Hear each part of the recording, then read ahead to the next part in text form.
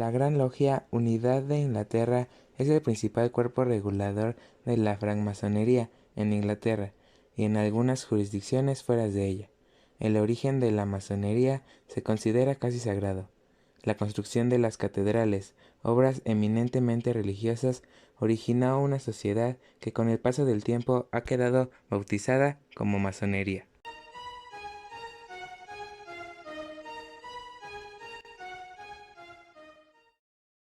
La palabra masón proviene del francés maçon, que significa albañil o cantero.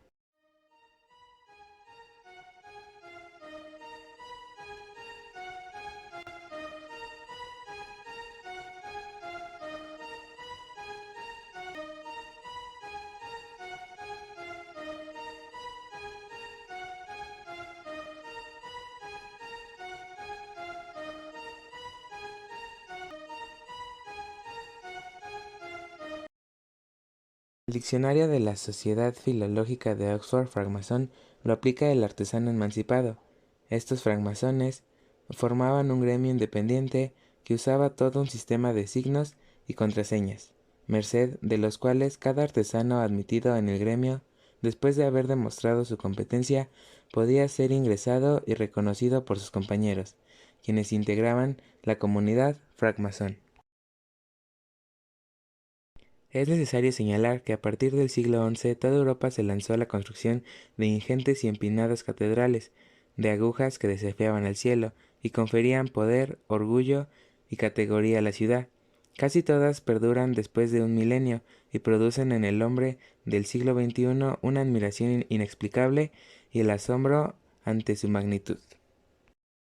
A partir de 1740, las logias proliferaban por toda Francia. El Gran Oriente de Francia es una organización nacida con ese nombre en 1773, a partir de la restauración de la primera Gran Logia de Francia de 1728. Es la más antigua de todas las órdenes masónicas que existen en la actualidad.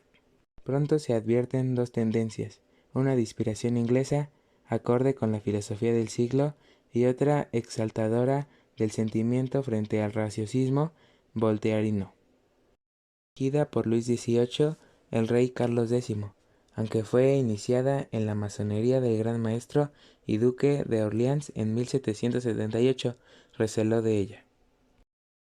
La mayor parte de los masones profesaban el liberalismo, avivando el conflicto entre la Iglesia y como fenómeno social a la masonería y las sociedades secretas marcaron de una manera decisiva la Ilustración, y jugando un papel muy importante en el absolutismo ilustrado. Los estructurales comunes de la masonería representaban una reacción específica frente al sistema del absolutismo ilustrado.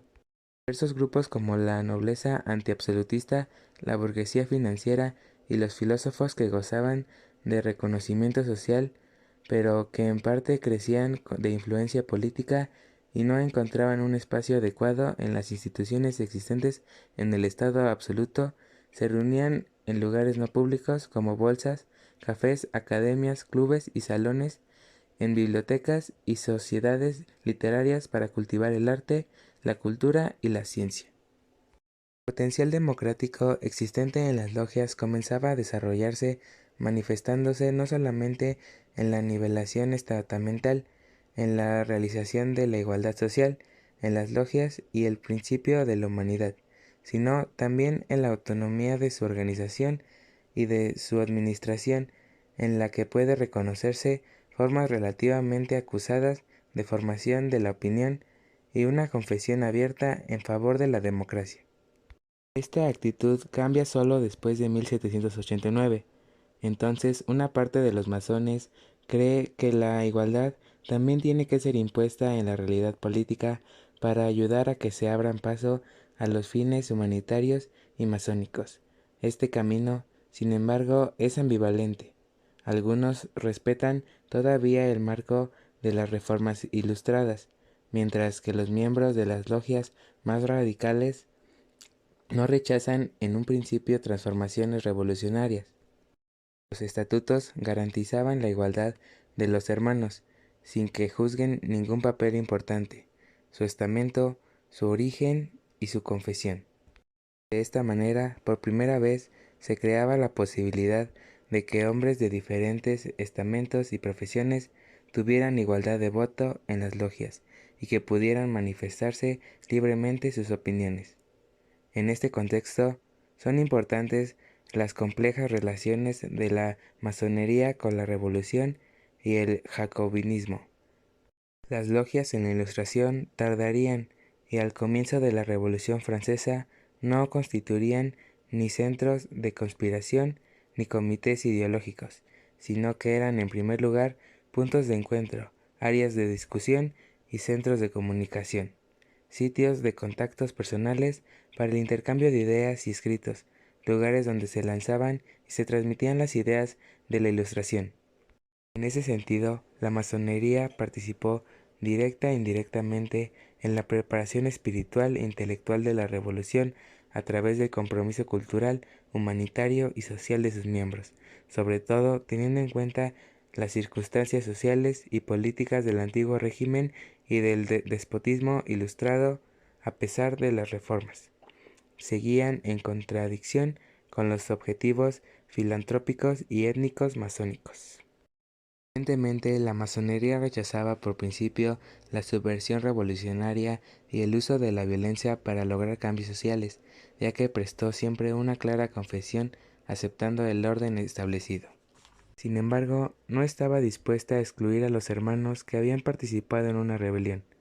De esta manera, por ejemplo, en una noticia y escrito apologético masónico del año 1738 se dice: un masón es un súbdito pacífico del poder civil, y jamás se dejará mezclar en tumultos y conspiraciones contra la paz y el bien de la nación. En otro lugar, se incide que, cuando, sin embargo, un hermano se alce contra el Estado, no debe ser en absoluto apoyado y fortalecido en su rebelión. Por el contrario, debemos compadecerlo como un hombre infeliz, y los hermanos no deben participar en su rebelión, y no dar al gobierno ningún motivo de recelo, de suponer conspiración contra el Estado. Sin embargo, no debe ser expulsado de su asociación o logia, y su relación con la misma sigue siendo indisoluble. Con su defensa de la tolerancia y de la libertad, así como sus esfuerzos por elevar la educación general, demostrar los privilegios establecidos y suprimir las injusticias sociales, se aproximó mucho a la Ilustración política tardía y la primera fase de la Revolución Francesa.